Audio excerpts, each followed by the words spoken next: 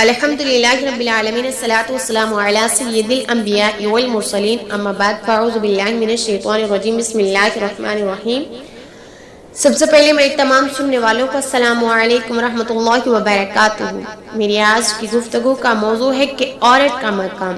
اللہ کے حبیب نے ایک عورت کی قبر پر جا کر دعا مانگی جس کا جنازہ راتوں رات صحابہ اکرام پڑھ کر آئے تھے۔ حضور کو اطلاع نہ دی کہ رات ہے، آقا کو تکلیف ہوگی۔ صبح حضور نے صحابہ اکرام کی عرض کرنے پر کہ ہم نے آگ کے آرام کی وجہ سے اطلاع نہ دی، فرمایا مجھے اس کی قبر پر لے چلو۔ تشریف لے گئے، قبر پر جا کر نماز پڑھی۔ اس سے پہلے اور بعد کسی قبر پر نماز نہیں پڑھی، صرف عورت کو یہ اعزاز دیا گیا۔ حضور نے فرمایا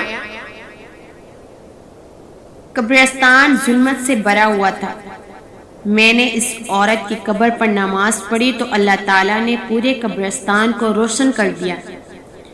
بیٹی کے بارے میں پہلے باپ سے سوال ہوگا کہ تو نے اس کو کہاں تک دیندار بنایا، پھر بھائی سے پوچھا جائے گا معمولی باتوں پہ مارتا تھا، کبھی کپڑے استری نہ ہوئے یا کبھی کھانا ٹائم پر نہ ملا تو لڑائی شروع کر دی، کبھی نماز کے بارے میں اپنی بہن کو ڈانٹا تھا، کبھی پردے کے بارے میں اپنی بہن کو ڈانٹا تھا، پھر شادی ہو گئی تو خاوند سے سوال ہوگا۔ ایک عورت کی وجہ سے اتنے لوگ پکڑے جائیں گے، خدا معاف کرے۔ پہلے اس نے برقع اتارا، پھر دوپٹہ بھی اتار دیا، اب بال بھی اتار رہی ہیں اور آئندہ ہو سکتا ہے کہ پورا لباس ہی اتار پھینکے۔ یہ اس مغربی تعلیم کا ہی اثر ہے جو دینی تعلیم سے بے بہرا ہو کر حاصل کی جاتی ہے۔ سکولوں کے اشتہارات چھپتے ہیں تو لکھا ہوتا ہے کہ بچیوں کی تعلیم پر خصوصی توجہ دی جاتی ہے۔ یہی وہ خصوصی توجہ ہے جو دن بدن فحاشی کی شکل میں ہمارے سامنے آ رہی ہے۔ حضور نبی کریم صلی اللہ علیہ وآلہ وسلم نے فرمایا پہلی امت میں ایک عورت بدکار تھی، اس نے کنویں پہ کتا پیاسا دیکھا، دوپٹہ اتار کر جوتے کو ساتھ باندھ کر کنویں سے پانی نکال کر کتے کو پلایا تو اللہ تعالیٰ نے فرمایا تو نے کتے کی جان بچائی ہے، میں تجھے جہنم سے بچا لیتا ہوں۔ اس حدیث کے بیان کرنے کا مقصد یہ ہے کہ اس زمانہ کی بدکار عورت تھی لیکن سر پہ دوپٹہ وہ بھی رکھتی تھی۔ آج کی شریف زادیوں کو کیا ہو گیا ہے، ننگے سر بازاروں میں گھومتی ہیں۔ رابعہ ادویہ دن رات میں اتنی عبادت کرتی کہ ہزاروں نفل پڑ جاتی اور فرمایا باخدا اس عبادت کی غرض ثواب نہیں بلکہ یہ ہے کہ قیامت کو حضور صلی اللہ علیہ وآلہ وسلم فخر کریں گے کہ لوگوں دیکھو یہ میری امت کی ادنا سی عورت ہے۔ رابعہ بصری نماز پڑھ رہی ہیں اور پاس بکریاں، شیر اور بھیڑیے اکٹھے چل رہے ہیں۔ کسی نے سوال کیا کہ کب سے صلح ہوئی ہے؟ کہا جب سے ہم نے اللہ سے صلح کر لی ہے، انہوں نے ہم سے صلح کر لی ہے۔ حضرت مریم کو اللہ تعالیٰ نے ایک بار فرمایا اتنا قیام کیا کہ پاؤں سے خون جاری ہونے لگا۔ حضرت فاطمہ الزہرا رضی اللہ تعالیٰ عنہ کا مشہور فرمان ہے کہ جب ایک رکعت میں رات ختم ہو جاتی تو دعا کرتی مولا ایک رات تو اتنی لمبی بنا دے کہ تیرے نبی کی بیٹی دل کھول کر تیری عبادت کر لے۔ یہی تو وجہ تھی کہ جو ایسی گود میں بچہ پلا تو سید الشہداء بن گیا۔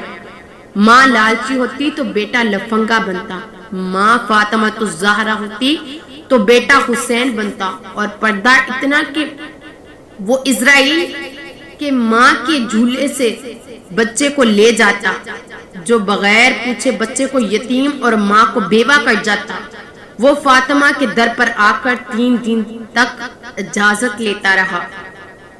اس سے بڑی اور عبرت کیا ہو سکتی ہے کہ میں نے ایک شخص کو دیکھا کہ 2 سیر گوشت کو لفافے میں لپیٹ کر اوپر کپڑا ڈال کر بغل میں دبا کر آ رہا ہے، کہیں کوئی جانور اچک نہ لے۔ میں نے کہا تو 2 سیر گوشت کو اتنی حفاظت سے لے کر جا رہا ہے کہیں کوئی اچک نہ لے، اور یہاں 2 من کی لاشیں بازاروں میں ننگے سر پھر رہی ہیں، ان کو کوئی اچکے گا نہیں۔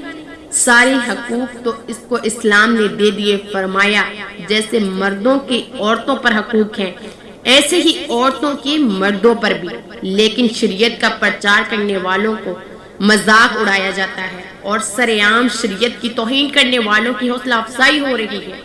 حضرت آدم اور اما حوا علیہ السلام نے دانہ گندم کھایا، جنتی لباس اتار لیا گیا جب ننگے ہو گئے، اور شیطان کا مقصد بھی یہی تھا تاکہ وہ ظاہری کر دیں جو کچھ انہوں نے چھپایا ہوا تھا۔ چنانچہ انہوں نے بھی سب سے پہلے پتوں کے ساتھ شرمگاہوں کو ہی ڈھانپا، حالانکہ باقی اعضاء بھی چھپا سکتے تھے۔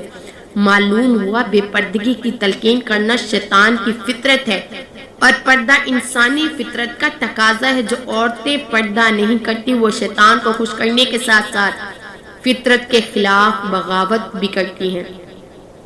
آج کل تو سیرت کانفرنس میں ننگے سر خطاب ہو رہے ہیں، ادھر سر ننگا ادھر سیرت کانفرنس ہو رہی ہے۔ استغفر اللہ۔ عورت اگر بگڑے تو شیطان کی پسلی بنتی ہے، سور جائے تو رابعہ بصری بنتی ہے۔ کبھی آدم کو جنت سے نکلوا رہی ہے تو کبھی یوسف علیہ السلام پر تہمت لگا رہی ہے، کبھی لوط علیہ السلام کی قوم پر عذاب نازل کروا رہی ہے، اور اگر عورت سنورتی ہے تو کبھی گود میں عیسیٰ پل رہا ہے تو کبھی فاطمہ الزہرا کے روپ میں جنت کی سردار مل رہی ہے۔ سبحان اللہ۔ عورت کی نماز مرد سے مختلف ہے۔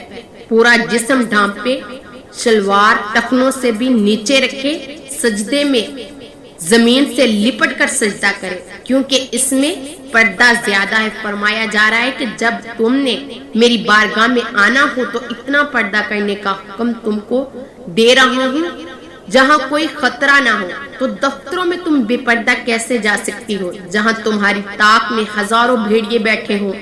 جب عورت مرتی ہے تو مرد کو 3 کپڑے پہنا جاتے ہیں، عورت کو 5، کیونکہ فرشتوں سے گفتگو کرنی ہے۔ اے عورت، اللہ نے تیرا کتنا مقام بنایا کہ فرشتے جو کہ شہوت سے پاک ہیں، تو نے ان سے کلام کرنی ہو تو اللہ تجھے فرماتا ہے ننگا سر کر کے نہ آؤ، اور تو مردوں کے جلسوں میں ننگے سر کر کے تقریب کر رہی ہے۔ میں کہتی ہوں ایسے مرد نہ مرد ہیں اور ایسی عورتیں نہ عورتیں ہیں، بلکہ یہ انسان کی عظمت کی پاک چادر پہ بدنما داغ ہے جس کو حرف غلاظت کی طرح مٹا دینا چاہیے۔ اٹھا کر پھینک دو ایسے نئی تہذیب کے انڈے، رہ گئی رسم ازاں روح